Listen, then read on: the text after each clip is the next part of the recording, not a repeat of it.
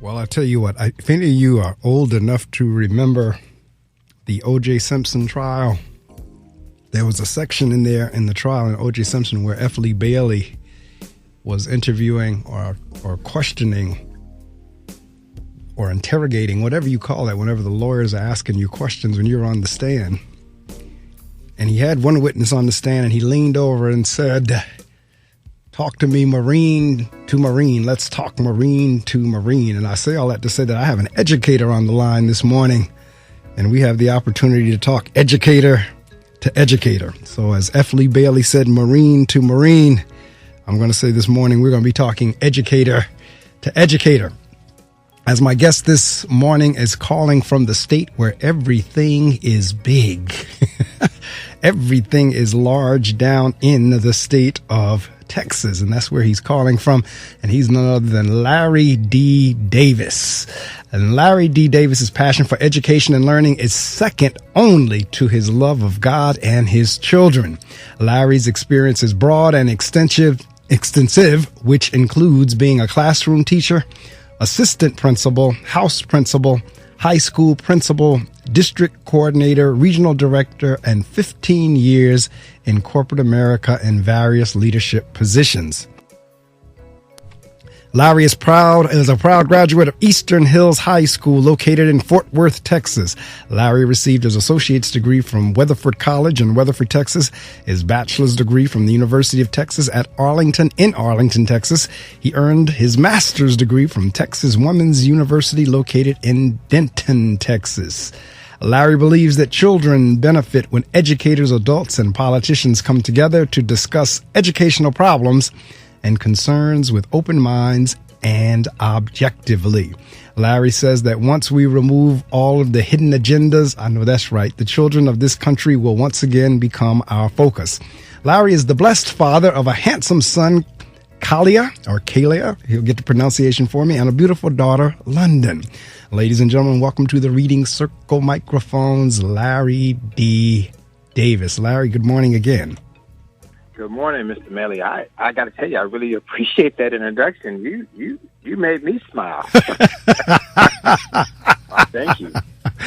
You are more than welcome. I'm sure it's well earned. And I tell folks all the time, because a lot of times, Larry, and you call me Mark, by the way, a lot of times people will say, "Oh, no, don't read the whole thing." And I say, no, I do that intentionally and consciously because I want someone in the listening audience to be inspired, someone to be motivated, that they can hear folks' travels and journeys and say, well, if it can happen for Larry, if it can happen for Mark, it can happen for me. God bless Larry, God bless Mark. God is in the blessing business and will bless me. So that is always my hope, that as I read the bios, that someone listening will be encouraged and inspired to get out and do whatever it is that their heart desires and their dream desire is for them.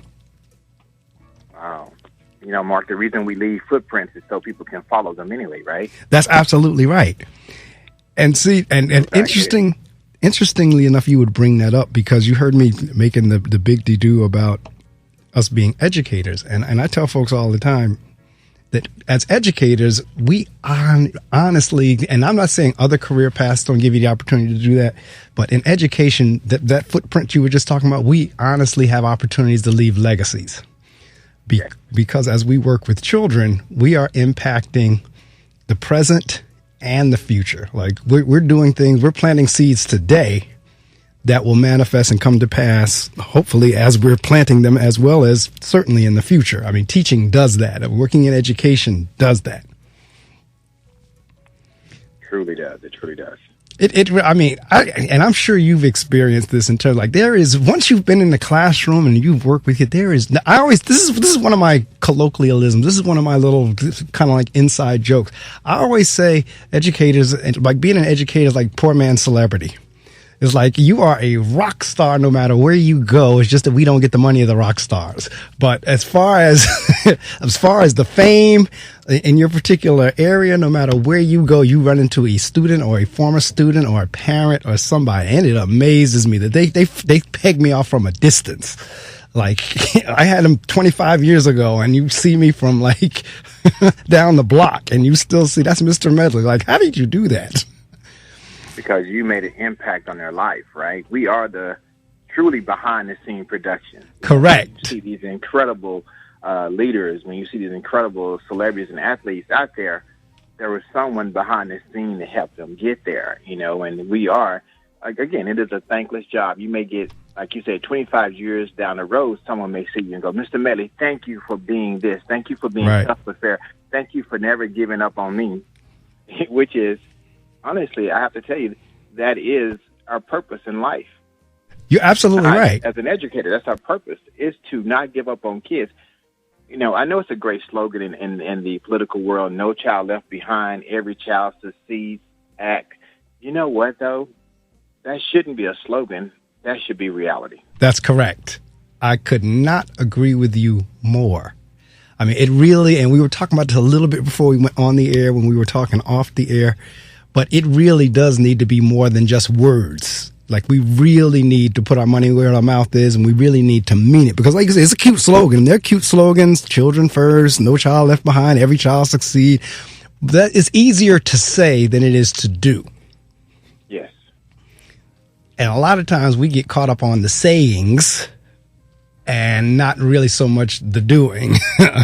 In other words, like my pastor can say, we need more do-alleluia and less hallelujah. Exactly. So we need more doing. I mean, it's great to shout. It really is. It's great to say these little cute slogans. It's another thing to execute, to really make it happen. I mean, because, again, we were talking off the air about, when we start getting into budget cuts and money, this, that, and the other, then all of a sudden, the cute little slogan, well, you got to okay, but at the end of the day, we're not helping every child succeed.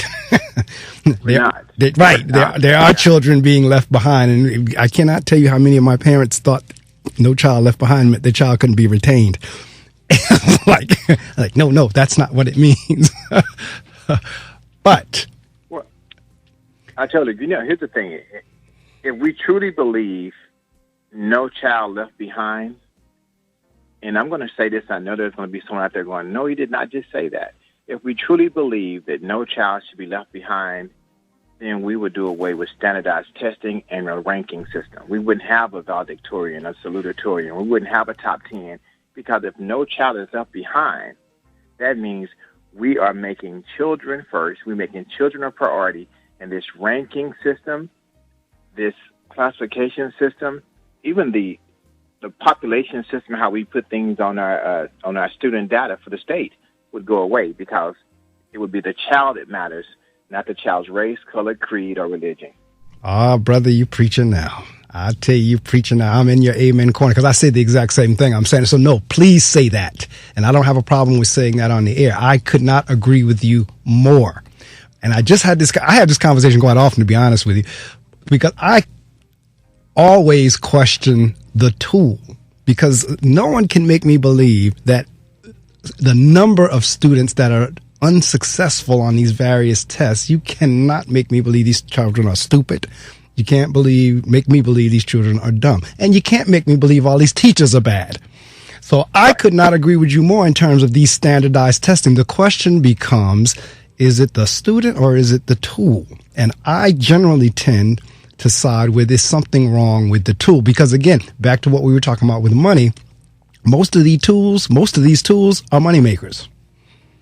Yeah. When you have the same company that's preparing the standardized test as the same company that has all these other educational businesses in there, then wait a minute, this is a money game here.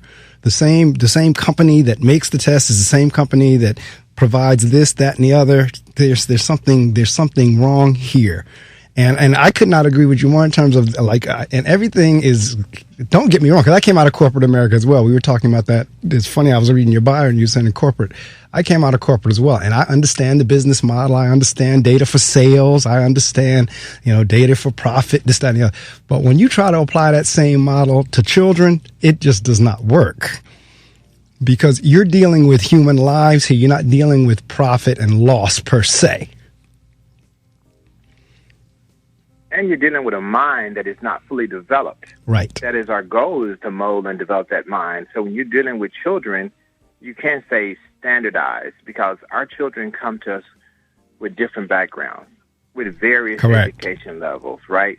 With different understanding and exposure to education. And you and I both know, we've experienced it. It's not what we read in the book that helps our children. It's what they are exposed to. Correct.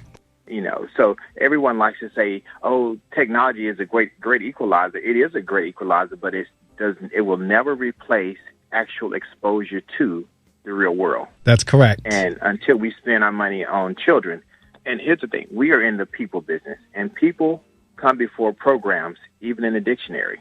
Absolutely. We have to remember that we're about people. Education. We read all these lovely leadership books, and it says leadership is about our people. Well, if leadership is about our people, then our education system should be about our children. Correct. And we must make our children a priority over any agenda, over any policy, over any platform. Children should be at the forefront of every decision we make.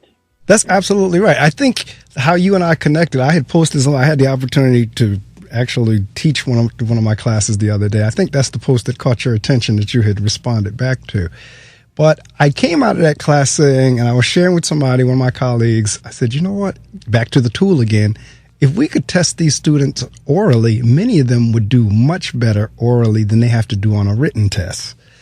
But that's not an option. So back to what you were saying, standardize. It's what's always interested me, Larry, is the fact that we're always preaching and promoting and encouraging differentiated instruction, but the test is the same test for everybody, regardless of what you do or don't do, know or don't know. It's the same test. However, we're looking for the educationers or the educators, educational system to differentiate. It's like, well, why are we differentiating if the test is going to be the same? Why are we doing that with instruction, but not with assessment? Correct. I totally agree. Yeah, I'll give you, and I want to just piggyback on that, right? So I used to, when I was a principal, and, we had to do the teacher evaluations, right? Right. Which is pretty much the teacher's assessment. Correct. That's absolutely right. I would say, if I come into your classroom on my instructional walks, 12, 13 times this school year. And every time I come in, you're using technology. You have students presenting. You're doing this. You're up moving around. But the one day I come in to do your formal observation, you're not doing those things. Should I mark you down for not doing those things and say, you're below expectation because I didn't see it that day? And to a person, every teacher said, no, you've seen us do it. And I said, then why is it when a student answers questions all week long, demonstrates knowledge and understanding, mastery of this and that, but missed the question on the test? That's the only time that you assess them and you mark them down and say, you don't know this, but they know it. Right. So which one's right? Should I give you credit because I know you know it and not give the student credit because they missed it on the test? And they were like, Mr. Davis, we're going to take learning into accountability. So that's what we did. We didn't just take the assessment. We took the learning because you said it. There are so many kids, once you put that pen and paper in front of them, that test anxiety sets in. Exactly. And then up here, and which I think they pretty much did it around the country, the assessment moved from pen and paper to computer. So now we had the issue of, and it's interesting to a degree, then again it's not, because I know it's divinely, I know it is. It's some bigger than you and I, and you know it too, that I'm having this discussion again here on the air. What's interesting is now you've got kids who already struggle with pen and paper, and now you want to throw a computer in there with kids who probably don't know keyboarding. So now you got this whole stress of, I got to find the right key to hit to make this thing work.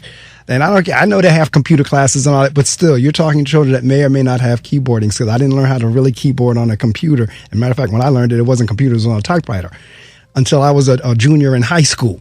So now you're looking at, 3rd, 4th, and 5th, and 6th, 7th grade, or whatever, trying to hunt and peck on a computer to find an answer and work the mouse. And I understand they're technologically savvy because they play Fortnite and all these other little games. But it's still different, as Larry just said, when test anxiety sets in.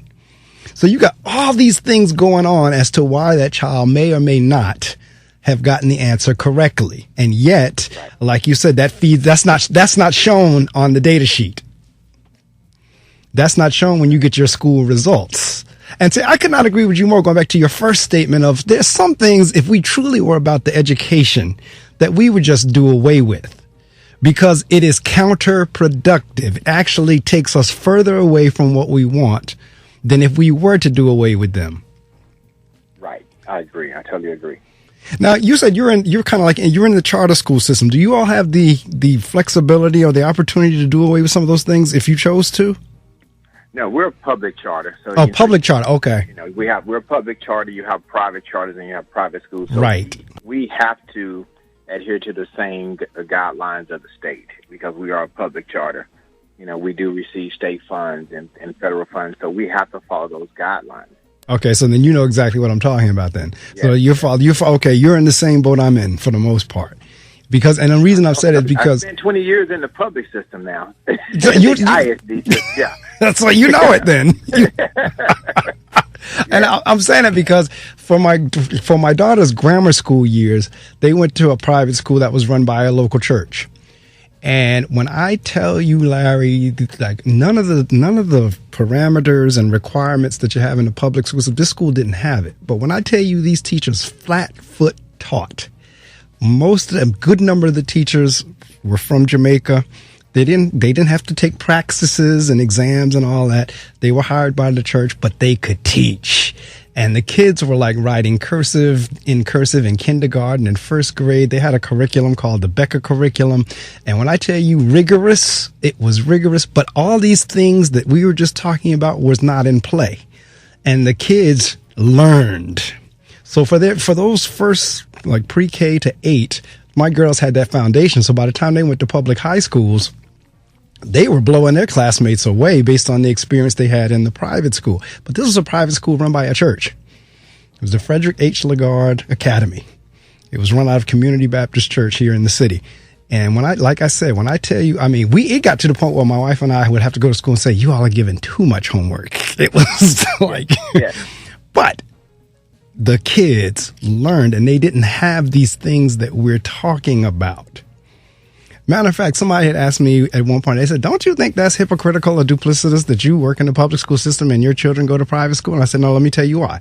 Because my children going to private school was not a knock on the public school system or the teachers. The reason my children were in private school is because I know I had more like-minded parents. I know that the teacher was not dealing with sit down and shut up, because if parents were paying $300 or $400 a month, they were not going to tolerate their child not being educated because the teacher was having to deal with sit down and shut up. I said, so I would explain to them, that's my reason behind it. It has nothing to do with teachers, but I want to be around more like-minded parents. So I say all that to say exactly what you were just talking about. We have all these things in place, and yet, and I don't know where you are, but with us, I'm in a district that was a district in needs of improvement. We've been trying to improve. And then I had schools that were schools in need of improvement. So we've been trying to, progress. But back to what we said earlier, I think part of the reason these classifications are there is because of the things that we're using to assess.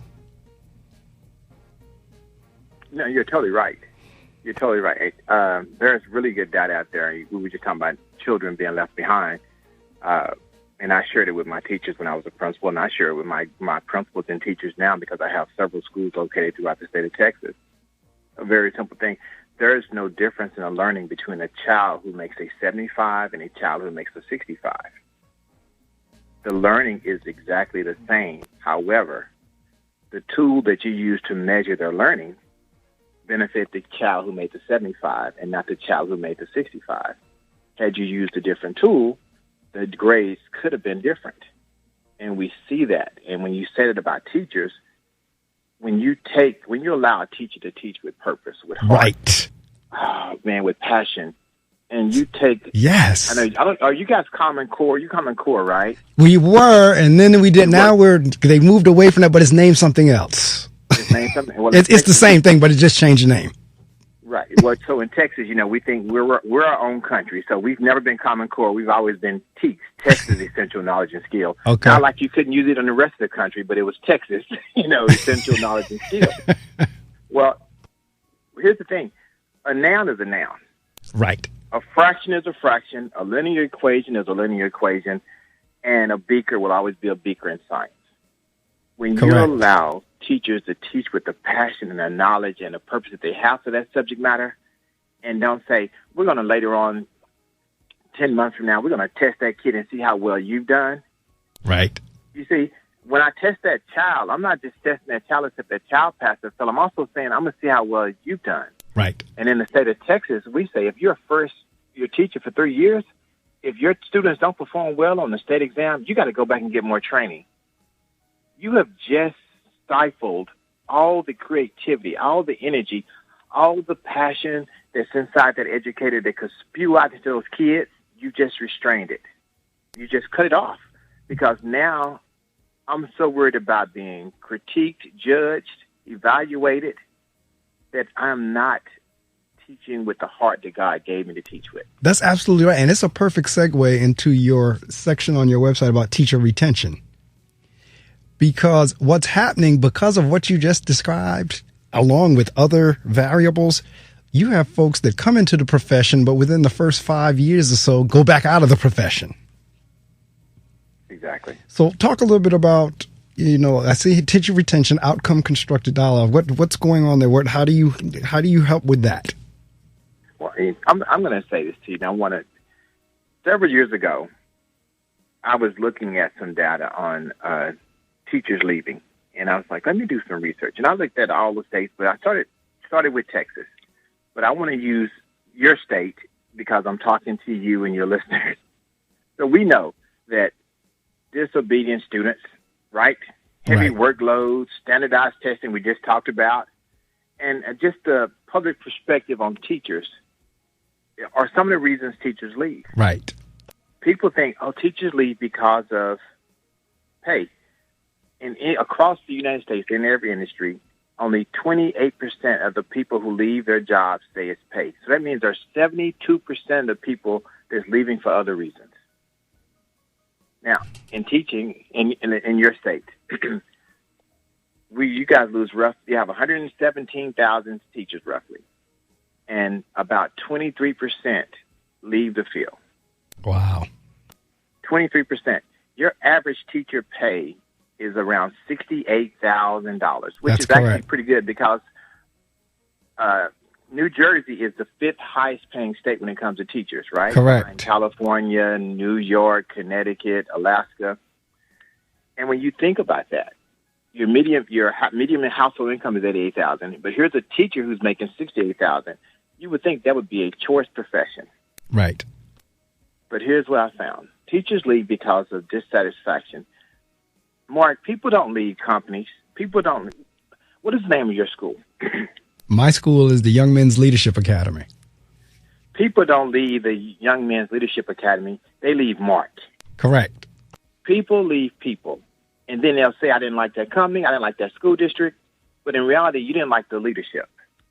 Correct. So I created outcome constructed dialogue to do away with it. We have this conversation with our teachers and our administrators long before the conversation turns crucial.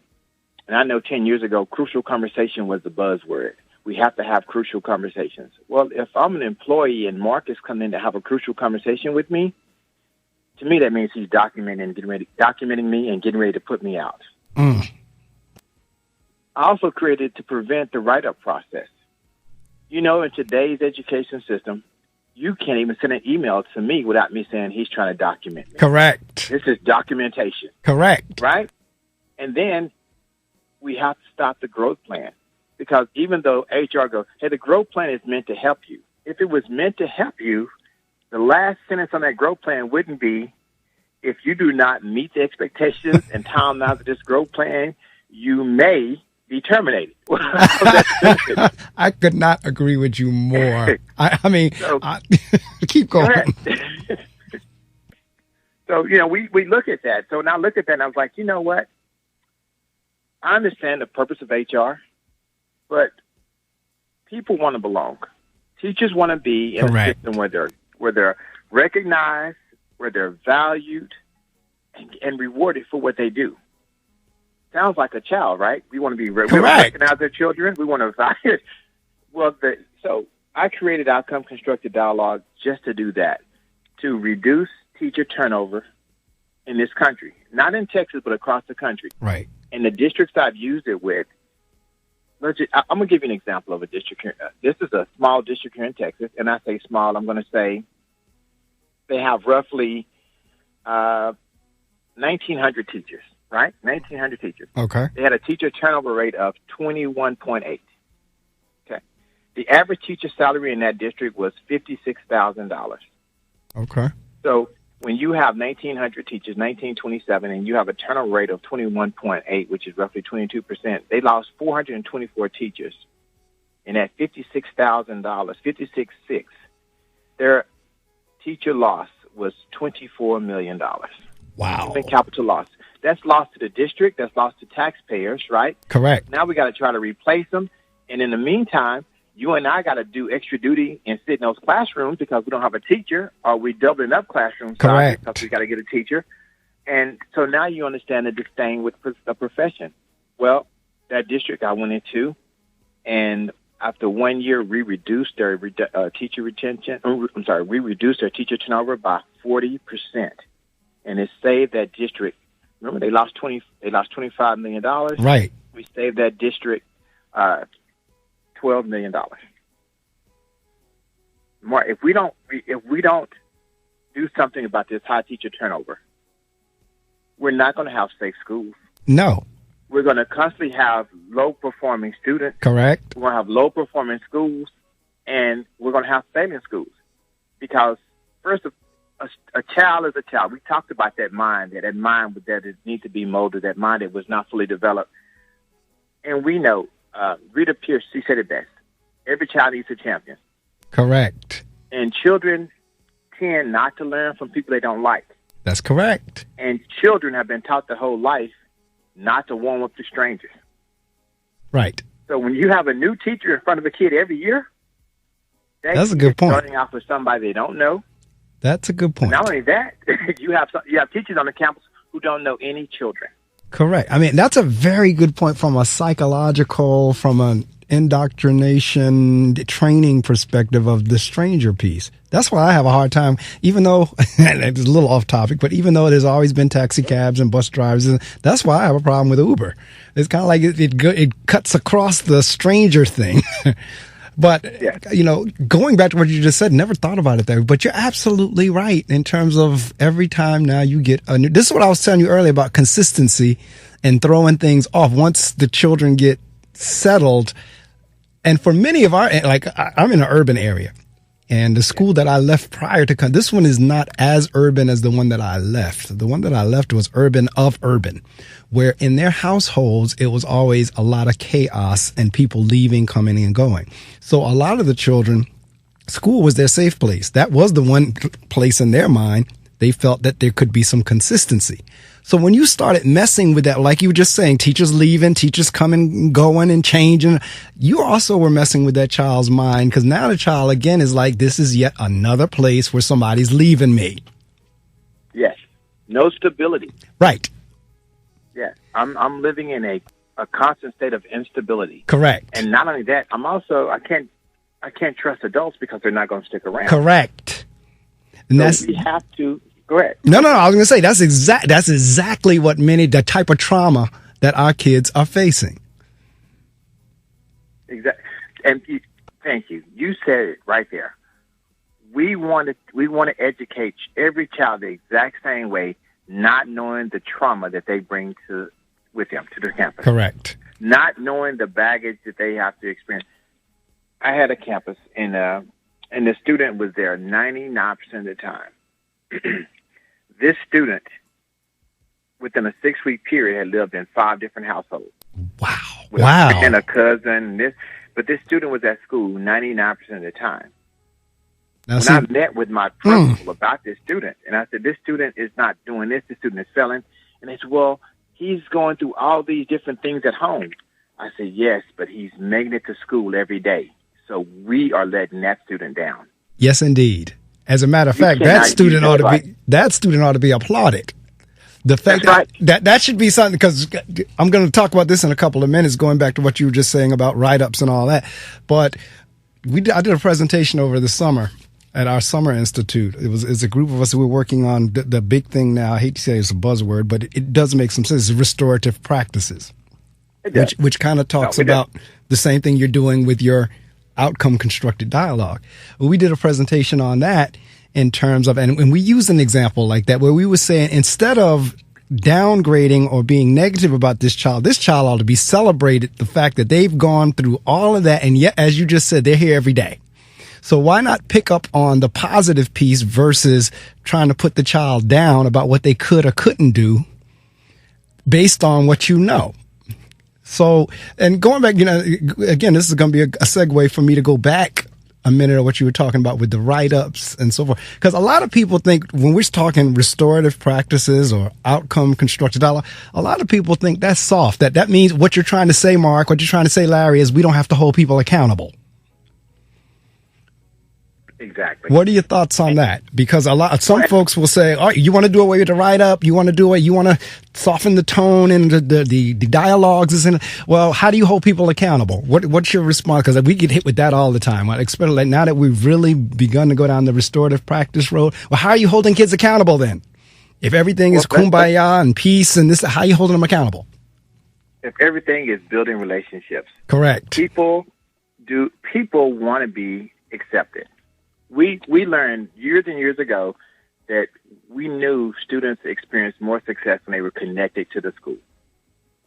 Correct. So when you're doing the restorative practice, when we're talking about outcome constructed dialogue, what we're talking about is an understanding of helping grow someone. We can't just, every time things don't go right, throw them out. That is the worst practice we have. So I'm going to tell you exactly. This goes exactly what you were just saying. It's not a soft thing at all.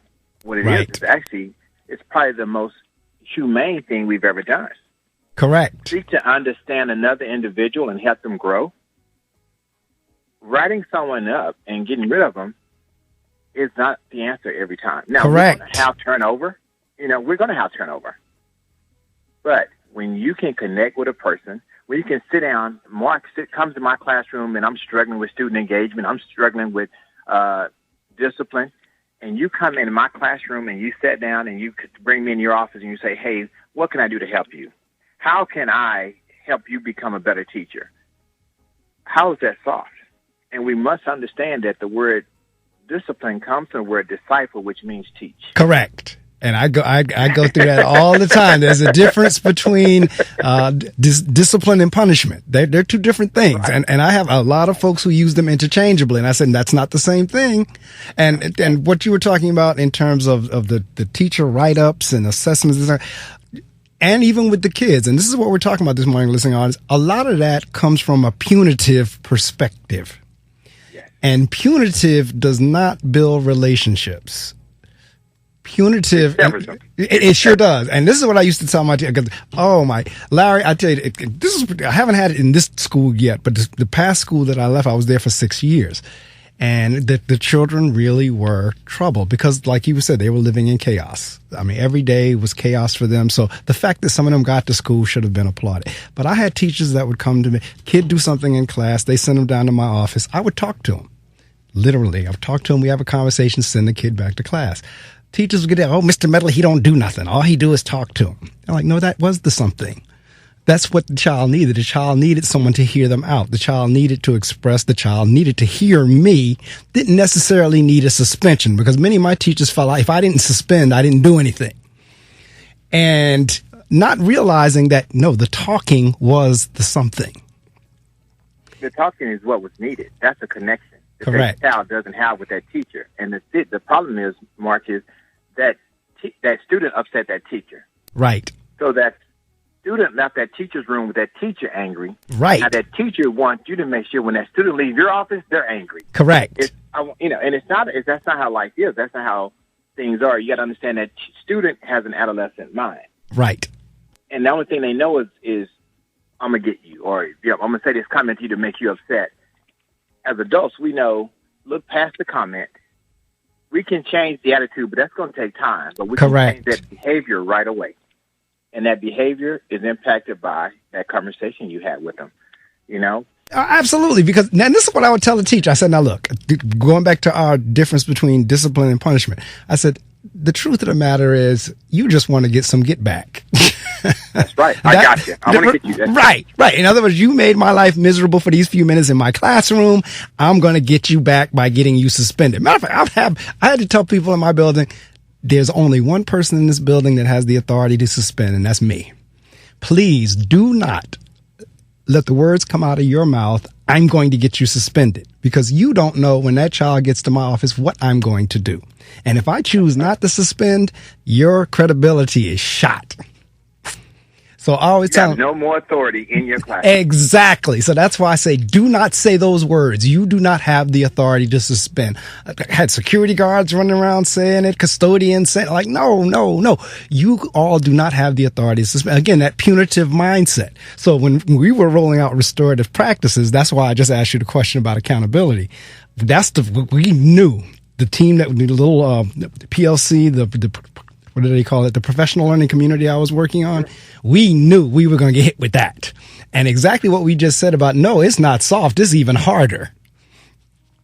It's because first off, it's a process. It's trying to restore everybody, make everybody whole again, including the person who was offended or whoever did the offense. So it's actually harder. Same thing with, I'm quite sure, because this is the thing, Larry, and it's not a secret for me and you, and it's not going to be new to us. It's real easy to suspend. It's real easy to write up. It's easy. It really is. It doesn't take a whole lot for me to find out something you did wrong and write you up for it and put it in your file. But it takes a lot more to say exactly what you said. How can I help you here? And Mark, to take it even further, to you and I, it may be easy to write you up. It may be easy to suspend you. But it's going to be so much more difficult to repair that relationship after we did it if we did not give that child a fair opportunity to explain why this happened or what their side of it was, That's correct. I was just invited to St. Charles, Illinois, and they want me to come down in February, and they want me to speak. And I said, well, what would you like me to speak on? And I have a book that's coming out, and then probably in the next 6 months. I've already finished it, but I've presented all over in California, Louisiana, Texas, Colorado. It's called Working with Our 4D Students, defiant, difficult, disrespectful, and disruptive. All right now. And, and it just blows people away when the first thing I say is your beliefs, our relationships, our attitude, our culture, and our environment will impact the kid far more than any punitive action we can give them. Absolutely. And that's a tough sell because, again, in terms of, I guess intuitively, to a degree, people feel the need. And again, back to training as kids, if somebody, and our current president espouses this, if somebody hits you, you hit them back harder. So right. Intuitively, people feel like if someone does something to me, I have to do something back to them. But back to in the education setting, you have the adult who is the professional and the child who, as you said, had an adolescent mind. You would think the adult would now take the professional and the adult role, but many times they don't. They will, and I would tell teachers all the time, don't come down to their level. They didn't come up to your age and you didn't go down to theirs. Why are you bickering with a child as if you were a child? That's right.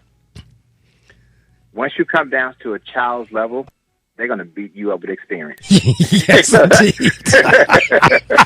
They are. They're going to beat you up with experience. Let's be realistic. That is amazing that, I say this, and here's the best way I should say it.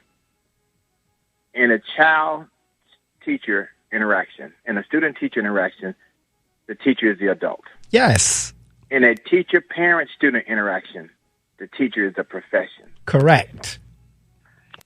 In any one of those situations, if you conduct yourself inappropriately, that's what's going to be remembered. So I had this thing, it was called 5 out of 5 days. 5 out of 5 days, give me your best. I can't say give me your best 181 days a year because that's tough to kind of fathom. Right. But 5 out of 5 days, give me your best because the one day you have a bad day in front of a student with a parent, that becomes your reputation. Correct. In that community. And I can't tell you as a leader, I can't tell a parent, no, Mr. Medley is not like that. Oh, right. Yes, because he was like that with me. That's right. That is correct. And teachers won't accept that. And that's another thing. Like I'm gonna tell you, that's part of this outcome constructed dialogue. It's I'm sitting down with you. Let's say this. I'm sitting down with you, Mark, and I come in your classroom and you're struggling with student engagement. Well, I know if you're studying with student engagement, I know you're also struggling with discipline. And I can also know that if you're struggling with student engagement and discipline, you probably have a high failure rate. Correct. Because you can't get students to pay attention. Correct, because they're distracted. They're not engaged in learning. They're being right. So if I walked in and I talked to you about that, and I saw that, I could come in and I could go back to my office and go, this guy is not working out. And that would be the easy way. Write him up, get rid of him, bring somebody else in. And, Todd Whitaker, this is what I say. I'm going to tell you. I say there's 3 types of teachers. There's the teacher this teacher is just teaching because it's a job mindset. Right. I get summers off. Right. I get holidays off. This is a check through children. You get what I'm saying? I do. Their mindset is not purpose and not passion. It's a check through children. The next one is a career mindset. And that's not necessarily bad because this is the person who wants to be a superintendent. Right. And they're going to be in the classroom 3 years, and they're going to take they're going to be a principal, then they're going to go through it. That's a career through children. But the teacher who we want on our campus is that teacher who is a purposeful mindset teacher. This is the teacher, and you've had this discussion. Miss Johnson, I really want you to move up and be over this here because you can impact the school so much more. And she goes, no, I want to be in there with my children. Correct. You cannot replace that teacher. I don't care what you do. You only have 20% of your staff. Correct. I'm talking about it at fluent schools. Only 20% of your staff has that kind of mindset. I'm not going. I'm going to be in this classroom for 35 years, 40 years because I love what I do. I love kids. And you know what? The kid who's giving trouble to all the other teachers is not giving that teacher any trouble. That's absolutely right. Isn't that amazing? That's absolutely right. I've seen it. I'm a witness. I've seen it. I've experienced it. You're absolutely right. I've seen the same classroom of kids move right next door to that teacher you just described. And I have observed. I've been in class observing the teacher with that same set of kids, had an observation schedule for the next teacher, and that same set of kids moved in totally different. Totally different. So absolutely right. I'm going to tell you something. People love to say PLC. And I like PLC. Trust me, there's definitely data that shows that PLCs are effective. And I'll never speak bad against it. But I developed something called instructional learning communities. And this is where teachers network with the entire school. Correct. Because now I can go to Mr. Medley and go, Mr. Medley, you and I have these students in common. And they're achieving through the roof in your class and not getting wrote. What are you doing? Correct. Share with me. Instead of just having me share with people within my department, let's share with the people truly within our community, which is the entire school building. Absolutely. Now, I'm going back because you started going down that road. I tell you, this hour goes by quickly. I told you it goes by quick. Because it's already almost like 10 to 8 here. But in any event, I see your books, Working with Our 4D Students, and you gave those Ds. You're going to have to give them to me again. I have to write those down. And I see the re-education of the African-American child. Yes. Those two in particular, because I see the preparing to pass, the text. I guess they did a play on word for your principal exam. Right. TEXES. It's an acronym. Yes. We're in education. It's an acronym. That's correct. But it looks like Texas. Right. Just like here we have praxis. That's like Texas. But in any event, the re-education of the African-American child, working with our 4D students. And you started going down the road of saying working with those 4D students required building relationships, not necessarily punishing them. Right. Let's talk about those two books for the last 20 or 30 minutes or so that we have here. Sure. Go back to you were going down the road with the 4D. Go through the Ds again, and then talk a little bit about both of the books. Well, so working with our 4D students is defiant, difficult, disrespectful, and disruptive. And the reason I titled the book "Working With," because if I ask you the question, what comes to mind when I use the term dealing with? Right. Dealing with is a negative term. Working with is a constructive term. So that's the point of that. But within that book, I have a model called the Davis relationship model for teachers, how to build relationships with students. We know the student who needs love the most will ask for it in the most unloving ways. Correct. Students who are acting up, because negative attention is still attention. Teachers don't get that. A lot of teachers don't get that. So this is just, and it talks about, like I said, we talk about these 5 things. Our beliefs, not the beliefs of the students, our beliefs. I've had teachers say to me, Mark, that, you know what, I had this student's brothers and sisters, and you know what, they were horrible too. This kid's going to be horrible.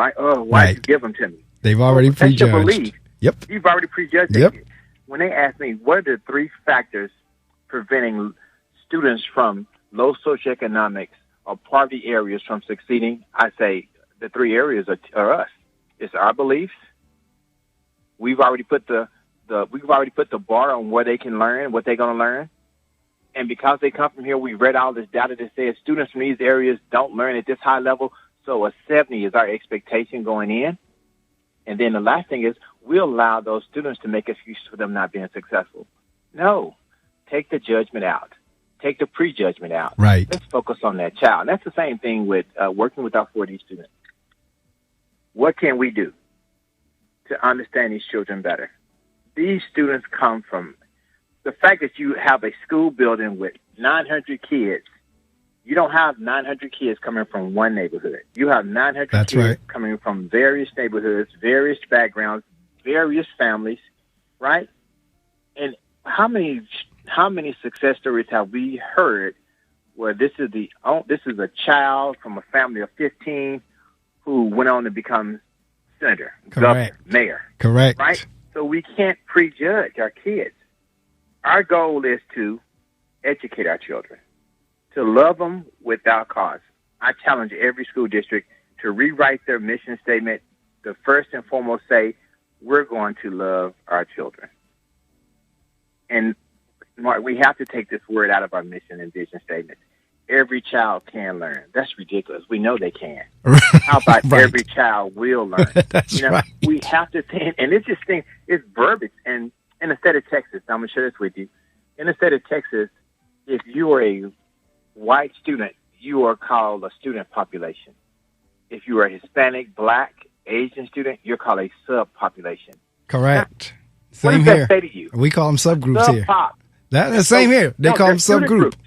Yeah, that's what I'm saying. A subgroup tells you, hey, Mr. Davis, we walking into your classroom. Here's your group, and these are subgroups. Okay, focus on a group, and whatever you get from that subgroup, that's gravy. Right. So, no. These are student groups, and let's call them student groups. Correct. And let's focus on that child. I had a teacher. I was at a conference in Galveston last year, and a gentleman walked up to me. He's a Caucasian gentleman. He said, I teach at a predominantly black school, and I can't get kids to take their hoodie off, and I can't get them to pull their pants up. I said, well, tell me, what do you do? He said, I walk up to him. I said, hey, you need to pull your pants up. I said, no. I said, stand up. What's your name? He said, my name is, I'm going to say Mark because I can't really think. I said, this is what you do. You walk up and say, hey, how you doing? My name is Mr. Davis. What's your name? Mark. Hey, Mark, how you doing? Hey, Mark, let me tell you something. I really don't want you getting in trouble. Why don't you take that hoodie off because you know somebody's going to say something, and it's going to get you in trouble. You've been in the office the rest of the day, and we don't want that. And go ahead and pull your pants up. Where are you going? Oh, what grade you in? You know what? Let me walk with you. And you're walking with that kid so that kid doesn't put that hoodie back on his head. You're walking with that kid so that kid doesn't let his pants drop back down after you turn around and walk off, right? That's absolutely right. Kid, you're talking with them, and what are you doing? You're building a relationship with them. See, this is going absolutely. I could not, when I tell you, like, me and you can talk because there's very similar mindsets, philosophies, beliefs. And the truth of the matter is, it is about relationships. And I would tell people all the time, because I just tell you, let me see, in Patterson, we have 50 some schools, but 10% of them are really like I call them the herb of herb. And I've served in 3 out of 4 of them. I've served as principal in 3 out of 4 of them. And I tell people all the time, because when I tell you we had families and kids who were equal opportunity disrespectful, they didn't care about your title. They didn't care about your race, your gender, your age. They didn't care about nothing. They were equal opportunity disrespectful. They'll curse out the principal, the superintendent, anybody. But I did not, like, going back to that teacher you're talking about, going to the different classroom and how they act. The child would not do that for me. And I would have to remind teachers and the staff, that child is not disrespecting me because I'm the principal. That's not the issue, because they don't care about title and age. The reason the child is responding to me that way is exactly what you just described, that I walk down the hallway with them. I talk with them. I don't yell at them per se. We'll have a conversation. We'll help them understand why you don't want to do that. That's the reason the child is responding to me, that not because I'm the principal, because they could care less that I'm the principal, but exactly what you just described. Hey, you know what? You might not want to do that because. And again, because children, a lot of times, particularly in urban areas, are not accustomed to somebody just reasoning with them calmly. They're accustomed to somebody yelling at them and nagging them and chiding them and trying to force them to do. That's what they're accustomed to with the communities they're coming out of. So when they get to school and that happens, that's just more of the same. But when you come at them the way, right. So exactly. When you come at them the way that you just described, that throws them. Oh. It really does. It does. Right. But listening audience, we're telling you of what we speak. We're not telling you what we think. We're telling you what we know. We're telling you what we've experienced. It's a game changer with many of our students, because they're not accustomed to somebody first recognizing that they're a human being. Because a lot of times, Larry, we as the adults don't recognize that children are human beings too. Could you please say that one more time?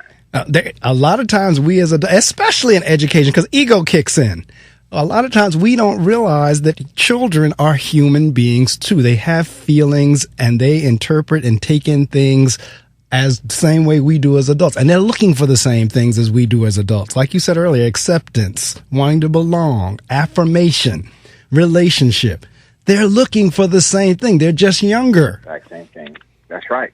You know what? I'm going to as a principal, I had this on my wall, and I had a different slogan on the tablets that I handed out at the beginning of the year to all my teachers. On my wall, and when you came in my door, in the front of my office, it says, "The needs of children." And when you walked out, it said, "Far outweigh the wants of adults." That's right. That's right. And then on the tablets that I passed out every year, because I would give them these little, the little planners they give out. Right. We give out that. The planner said, "This school was built to educate children, not to employ adults." Correct. So who are our primary focus? Who are our customers? Right. It amazes me when teachers think that they are the primary character in this play, this movie that we call education. Right. No, the star of this show are students. When students succeed, Mark, teachers get recognized. Correct. Assistant principals get promoted. Principals get promoted. Correct. Superintendents move to bigger districts. That's correct. Is it off of my success or student success? It's off of the student's success. Correct. So why are we not making our students a priority? And you mentioned y'all had several failing schools. I worked with a school district a few years ago. They had 21 failing schools. Wow. And I brought this platform down there. It's called Instructional Leadership Learning Communities. And it networks principals from across the district together, working with each other to help each other be better. I'm not going to take 3 principals who have low math scores and put them together. They can't help each other. Right. I'm going to take a principal who has low math scores, high science scores, and high English scores and put them together. And I'm going to, and at the end of the year, I put them in groups of 3. At the end of the year, all but 3 of the schools met standard.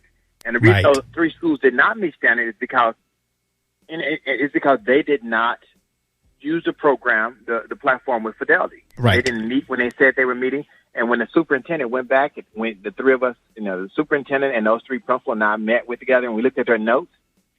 There was one thing there, and I told the superintendent once those principals moved out, I said, "Sir, this falls on you because these principals were turning the exact same notes over and over and over again to you, and you wasn't reading it." Right. I said, "You could have caught this after the 3rd meeting that they're just putting the same thing down over and over. They're not meeting." I said, "Look at the notes from the other principals, the other groups. You saw the increase. You saw the commitment. You saw what they were doing at campus to help students learn, to help teachers grow, to help the educational process. And Mark, that's, you didn't ask this, but that's always been my goal when I got in education. What can I do more to help increase student success? Correct. What can I do more to help support and grow teachers? And what can I do more for our education system?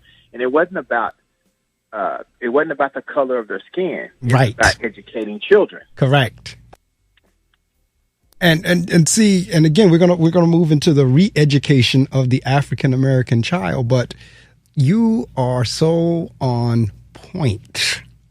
And one of the things we talked about earlier, how we both have corporate experience. One of the things that I think education has always been in my system, but whenever I first graduated college, I got hired by AT&T, and I worked corporate for 15 years. And by the 15th year, I knew education was it, and I left and went into education.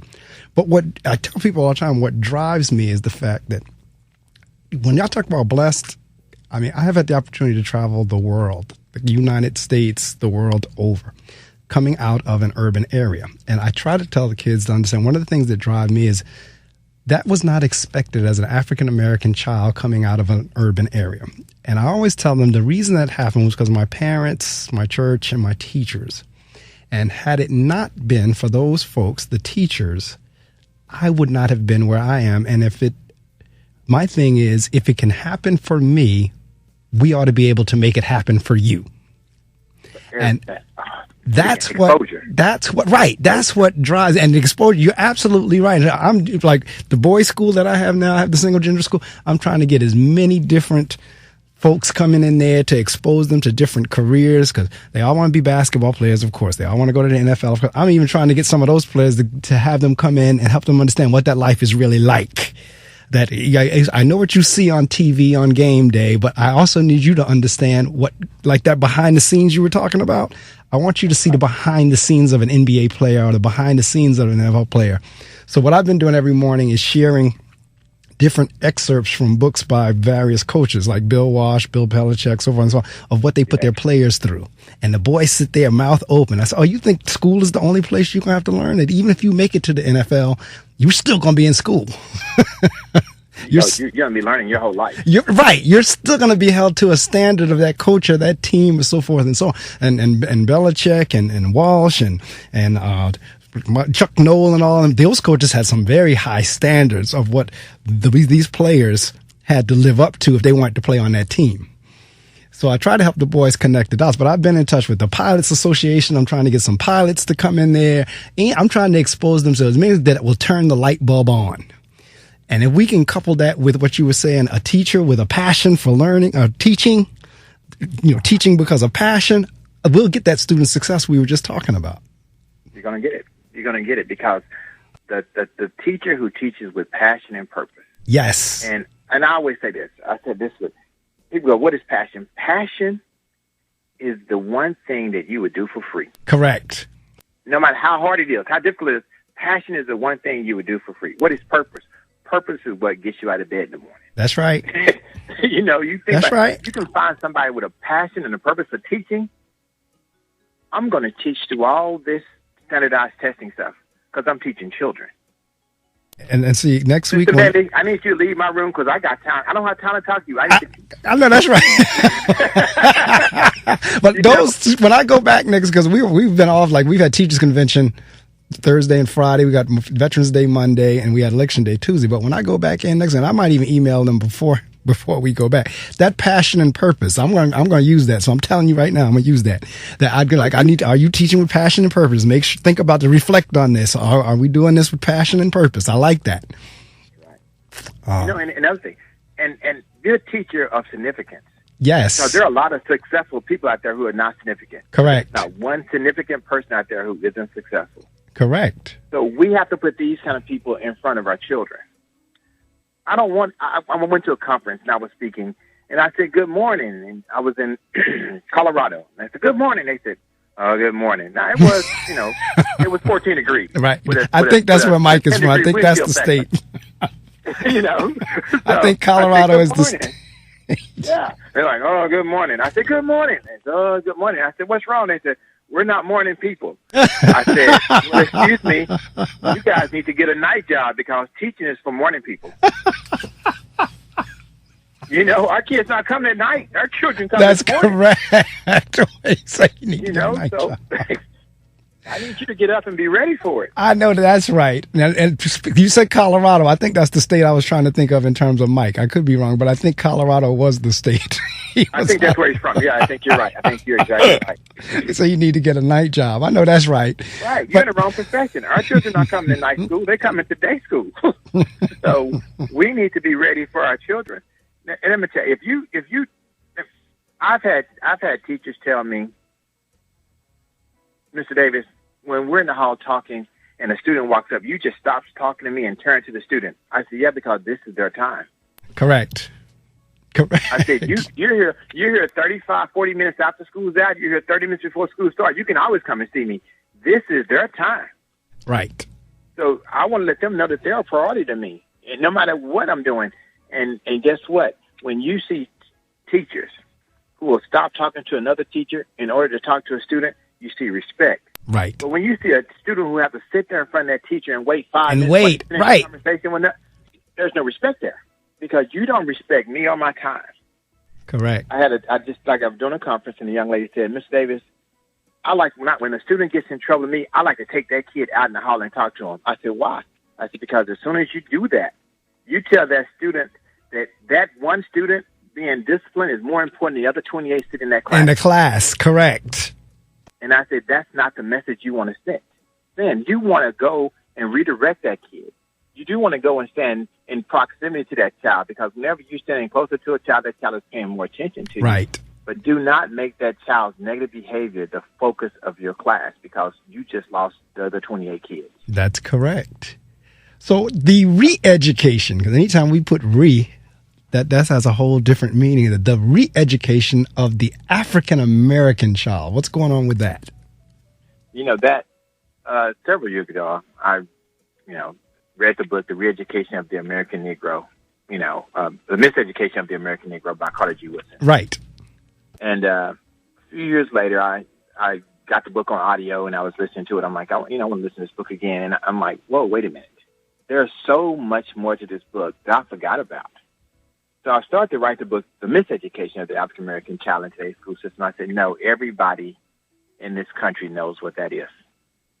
So I decided to write a book about the things we could do, not pointing fingers, but saying what we can do. And it's from the parent. I start with the parent. I go to the community.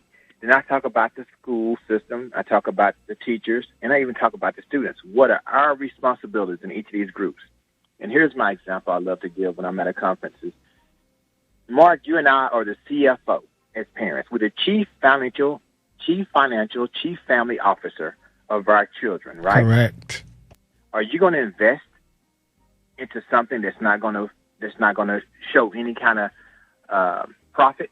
Correct. No, our children, we invest in our children so they can be productive citizens, right? That's correct. So as a chief family officer, we send our students to a school, right? And the school board is the board of directors, right? Correct. The superintendent is the COO, the chief operating officer, right? Correct. Here's my thing. As a CFO, a chief financial officer, if the COO is losing money and losing profit, are we going to keep that COO around? No. And parents go, well, how do we impact that? Well, you run for the school board. Don't think you don't have a voice. Every member of that school board should represent whatever precinct they're from. Correct. So our parents are the CFO. Our superintendent is the COO. Our school board is the board of directors. Our teachers are the chief academic officers. And if our chief academic officers aren't supporting our children, then we need to get them replaced. Correct. We need to replace them. We need to work with them, support them. We need to give them the tools. First of all, every time we give professional development should be used to meet the needs of our teachers, which is used to meet the needs of our students. Correct. Why are we spending 15 hours on professional development in social studies when we have low math scores? Right. We need to Correct. be focusing on what's important for our students. And I shouldn't worry about what the school across the street is doing. Those aren't my kids. I need to worry about what my teachers are doing for my students. So I know you're thinking, Mr. Davis, you said CFO, you said COO, you said the board of directors, you said chief academic officer. Where's the CEO? That's the students. They're the chief educational officer for their own education. And we need to make sure they own that education, make sure they own why they're there, and make sure that we show them that they are a priority. Listen, your education. First of all, Mark, you said something really smart, just really great and impactful. You said learning. You said we need teachers who focus on learning. You didn't say teachers who focus on teaching. Correct. Teachers who focus on learning. If you give me a chief academic officer who's focusing on learning, they're focusing on learning of my student, which is a chief educational officer for their own education. Absolutely. So that's it. That's the re-education of the African American child. And here's the thing. Our communities. It doesn't matter if our communities are impoverished, low socioeconomic, economically disadvantaged. It doesn't matter because there's a school board member on that board who represents that community. That's correct. They need to serve that community. And if they're not serving that community, someone else needs to take their place. Absolutely. Now, are these, particularly the re-education and working with 4D, are they also available in ebook format? Well, the working with the 4D students is coming out in about 6 months. Okay. It's still sitting that one's still work in progress. Okay, so that one's... No, it's finished. It's totally finished. It's done. In fact, there's a referee. His name is an NFL referee. His name is Jim Tunney. He's retired now, and he's the former superintendent in California. He caught wind of it, asked me to send him a pre-copy before I released it, and he emailed me and said, "Can I write the forward for this book?" I said, "You sure can." Oh, good for you. And I remember his name. Forward. I remember his name from the NFL. I remember Jim Tunney was in there. Oh, good. So, all right. So, but what about re-education? Is that one ebook format? Ebook form, yes. Definitely. It's on Amazon? It's on Amazon. It's on Barnes & Noble. Okay. Great. Because generally what I do is when I have my guests, because I'm a true believer, firm believer in supporting those of us who do this work. And when I talk about this work, I'm talking about authors, educators, whatever. So I generally, before the day is out, particularly because most of my books now are on my iPad or on the Kindle app, before the day is out, I usually go to Amazon and download the book. And yours is extremely apropos to what I'm doing right now, the re-education of the African American child. So before the day is out, if it's on Amazon, I will have downloaded it on my iPad. And this brings us pretty much to the close in terms of what I do at the end of the interview is I allow the author or the guest to promote in any manner they wish, with the exception of saying the dollar amount. So with the exception of saying price, because folks, when they get in touch, you can work all that stuff out. But any book signings, appearances, the books that you've written, your work, anything you want to say with the exception of a dollar amount, I shut the mic off and give you the opportunity to promote. But before the end of the day, I will have the re-education of the African American child in my iPad. Well, I'm going to send you a copy. Okay. See, Mark, you didn't ask me about my favorite book. Which one's the favorite? I released a book in March. It's called the Cookbook for the Single Dad, the Dating Dad, and the Single Man. Oh, see now that one. The only reason is because I didn't see that one here. I'm literally on your website looking at the photos on there. That's why these three are in front of me. But I didn't even know anything about that education. One. Oh yeah, no, I wrote that book because I wanted my son and my daughter to realize, and his name's Kyla, by the way. Kyla, that's it. Okay. Kyla. I wanted my son and my daughter to know that just because you're in this industry doesn't mean you can't do other things. Correct. So I wrote that cookbook for the single dad, the dating dad, and the single man, and I published it back in March. And I published ahead of the working with the 4D students because of that reason. I want them to know that there was more to me than just education. Again, like you and I both came from the corporate world. Right. So, like I said, I didn't see that one. So you had the opportunity to promote that one and the three that I do see, and anything else. This is your opportunity. You can promote, promote, with the exception of a dollar amount. Well, I'm going to tell you right now, the reason I reached out to you actually had nothing to do with your last post, even though that was powerful. It actually had to do with your interview with Queen Nikki Giovanni. Oh, okay. All right. Okay. And that was 10 years. I can't believe that was 10 years ago. Man, I'm going to tell you something. I had an opportunity to sit down with Geraldine Hollis. She was a founding member of the Tougaloo Nine, and these were the 9 African-Americans who did the public library sit-ins in Mississippi that desegregated the libraries in the state of Mississippi in the 60s. Ernest Green, the first African American to graduate from a all-white high school in the state of Arkansas. Uh-huh. I've sat down with Marsha Thompson, wow, the last living member of the Shawlites. Wow. You know, and Bernadette Cooper, you know, with the group Climax. Right. But I was more enamored with that interview with you and Nikki Giovanni because, first of all, she was speaking so vividly. Oh, yes. So vividly that you would ask a question, and I wouldn't even hear your question. I had to listen to that interview 3 times just to get the whole interview because she painted pictures with her words in a way that you could see the moment. Yes, indeed. And I said, when I interview it, I'm gonna get on this guy's show, and the first thing I'm gonna say, listen, don't hold me to Miss Giovanni's. Don't hold me, don't compare me to her, but hold this interview to her standard because you said speak the truth. That was one thing I was like, yes, indeed. You know, and so I'll tell you, I have written, like I said, several books. The principal exam book I took off the shelf. I removed it from sales on January because we rewrote the test. Okay. And I don't want anybody buying a book that's not going to help them. I know that's so right. I removed it, you know. But you can go to my website, LarryDDavis.com, and you can see a lot of things that I do and I've done. And like I said, I've spoken in over 20 different cities and states. Wisconsin, New Jersey, those 2 cold states are not 2 of them. But, you know, I used to tell, I've been invited to speak in New Jersey, and I said, I'll come in August, but don't ask me to come in February, you know. So, but, you know, I'll come whenever you need me, you know. And so the things I do, I work with school districts with low-performing schools. Right. I work with school districts with discipline issues who have that disproportionate discipline problems, right?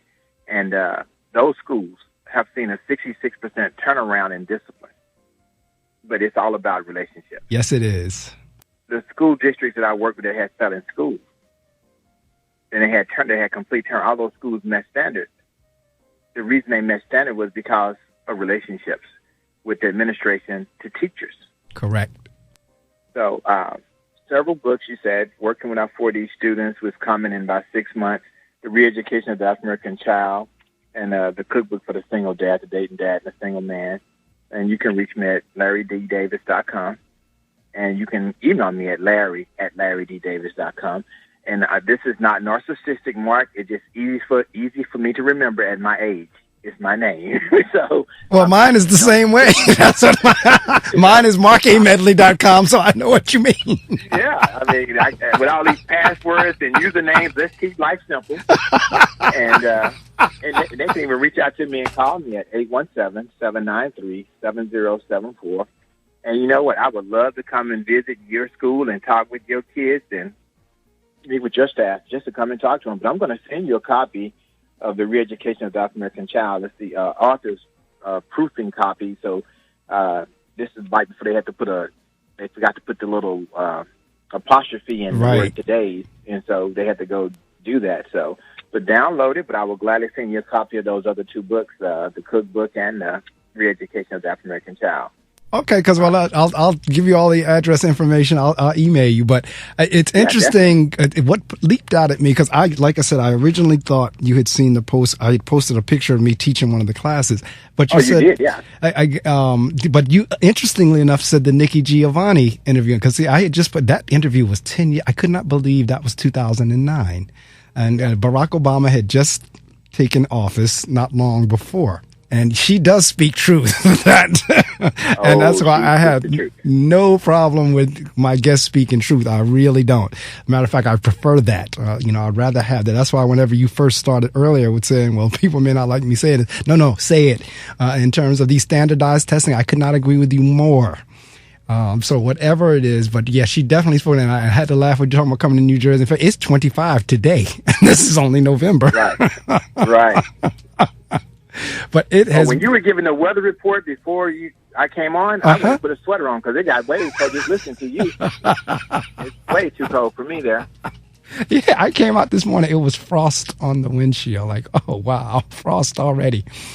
But in any event, Larry, I've had an absolute blast talking educator to educator, man to man, African-American brother to African-American brother, the whole 9 yards. Listening audience, the issues that we talked about are real. And the approach that we're talking about is not soft. It does not take away accountability. It doesn't. but it does build relationships that you actually get what it is that you're actually looking for versus tearing it down. The punitive way tears things, as Larry said earlier, it severs relationships. And once you sever that relationship, you are not going to meet your objectives and your goals. You're just not. Because as he also said, paraphrasing that quote, children do not learn from folks they don't like. If you want to take it to the next level, teachers are not going to teach for folks they don't like. So if they don't like their administrations, their principals, their superintendents, they're not going to do their best jobs either. So it really is about building these relationships. And that's what Larry's work is about with all the books that he's writing, and even the one about the dads with the cookbook and so forth and so on. Absolutely. So I encourage you, as always, to support his work. His website is really easy, just like mine is, LarryDDavis.com. I did the same thing on MarcMedley.com.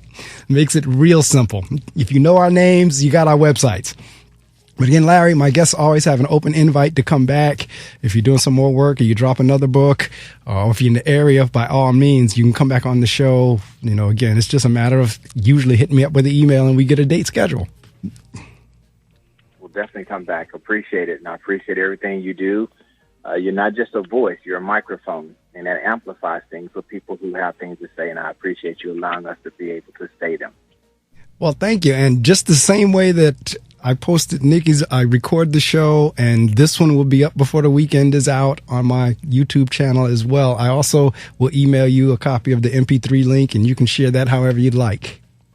Definitely, I will do that. Okay. I appreciate what you do, and keep up the good work. And you know what, I got to tell you, my hat's off to you. You said you were the principal at 3 of the 4 toughest schools in the district. That shows purpose.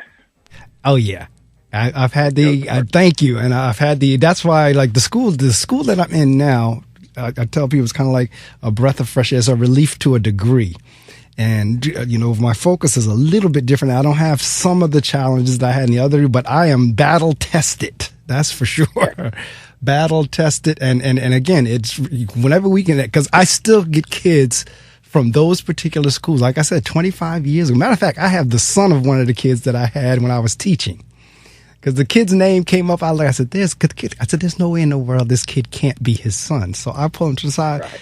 Is your dad's name the same name as your name? He says, yes. I said, I had your dad as a student. I said, well, does he know I'm your principal? He says, no. I said, well, you make sure when you go home, you tell him Mr. Medley is your principal and just ask him. So he comes back the next day and he says, I told my dad you're my principal. And he said, you were the best teacher ever when he was a kid at school 6. This is 25 years ago. So I said, aha. But no, it really is about the relationships, the connections. Even I have kids now that I know, family members and other people they're connected to. That changes the game too. Once they know that, oh yeah, I know your mother, I know your grandfather, I know your aunt, I know you this. It became generational. Yes, that's absolutely right. You know what? Here's the thing that we forget, Mark. And I know you have to go. When it comes to the African American community, right? Generational things are very important. Correct. That's absolutely correct. Things are very important. And you're absolutely right. There's a book that we just read, and funny enough that you just said that, because there was a excerpt in that particular book, The Post-Traumatic Slave Syndrome, where the author talks exactly that, about the relationship building. And if you're teaching in the African American community, you need to understand how that whole generational, relational, how that works. That right. You really got to understand it, regardless of what race you are, that if you're working with the African American, you need to understand that component of it. She has a piece in the book about that. And I copied that piece from my teachers and say, here, read this. Let's talk about this a little bit. Let's talk about this whole notion of relationships within the family. But anyway, I tell you, man, we could talk for days because we have. Invite me back. And I will. Again, I don't think we can scratch the surface. No, I don't think we have either. So definitely, I'll have you come back on. But have a wonderfully blessed day. My best to you and yours, to you and the children and your district and everybody that you serve. But we will definitely touch base again. I appreciate it. Thanks for having me on. All right. Take care.